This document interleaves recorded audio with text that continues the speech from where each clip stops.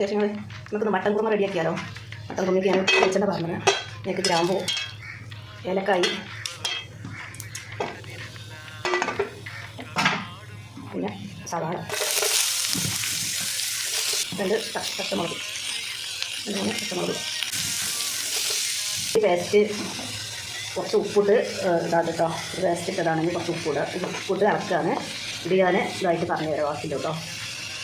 1/4 teaspoon മഞ്ഞൾപ്പൊടി, 1/2 spoon garam masala പൊടി, പിന്നെ 1/2 സ്പൂണ് കുരുമുളക് പൊടി. ഇത് നല്ല മിക്സ് ചെയ്യുക. ഇത് നമ്മൾ മട്ടന് ഇട്ട് കൊടുക്കുക. 3/4 കിലോ മട്ടൻ കേട്ടോ. ഇത് ആവശ്യത്തിന് ഉപ്പിടുക.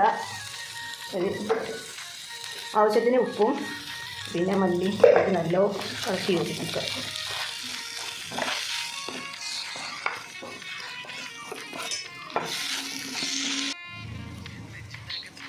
മല്ലിയരിയും കരിവേപ്പിലയും ഇട്ട് കൊടുക്കുക. ഇത് കുക്കറിന് ഇട്ടുകൊണ്ട് നല്ലോണം വേവിച്ച മട്ടൻ കേട്ടോ. ഞാൻ വേവിച്ചിട്ട് ഞാൻ കാണിച്ചു തരാം.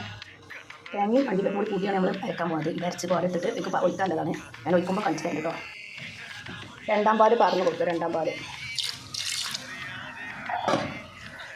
കുറച്ച് ഗരം മസാല, കുരുമുളക് പൊടി നല്ലോണം മിക്സാക്കി കൊടുക്കുക. അത് കുരുമുളക് വെതലോ വെന്ത് കുരുമുളകും പൊടി, ഗരം മസാലപ്പൊടി, പിന്നെ കട്ടില്ലാത്ത പാല് 2ാം പാല് ചേർത്ത് നല്ലോണം മിക്സാക്കി കൊടുക്കട്ടോ.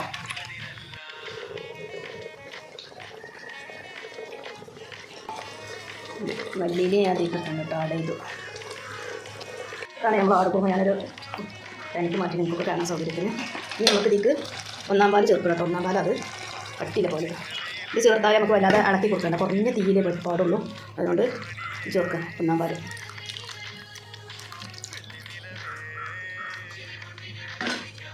നമുക്കെല്ലാം ഇളക്കി കൊടുക്കാം. കുറഞ്ഞ തീയിലാണ് വെച്ചത് കേട്ടോ.